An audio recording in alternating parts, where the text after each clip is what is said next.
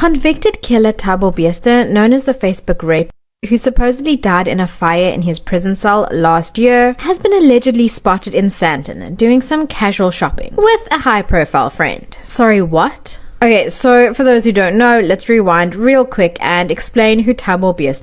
Thabo is a father of 3 daughters and is a man with an incredibly long and sordid history. But briefly, for many years he would target young women, some in their teens, majority in their 20s, promising them lucrative online modeling jobs. He often reached out to them through Facebook, which is where he received his moniker. Although he was a convicted fraudster at the time, he operated online with up to 13 different aliases at one point. He was known to be nonchalant about keeping a low profile, often meeting his victims in upmarket hotels well in the eye of CCTV cameras. And an extremely long story short, he would eventually be convicted of murder in 2012 after ending the life of his 26-year-old girlfriend at the time, Nomfundo Tyhulu, in September of 2011. He had stabbed her in the chest before fleeing with her cell phone and laptop. And he would later state that he did not know why he did it. In 2012, he was eventually sentenced to 50 years, which was later commuted to 30 years, as well as a life sentence for her murder. The sentences were set to run concurrently. He was serving the sentence in a private prison managed by a multinational security company. And he was pretty much out the spotlight until May of 2022,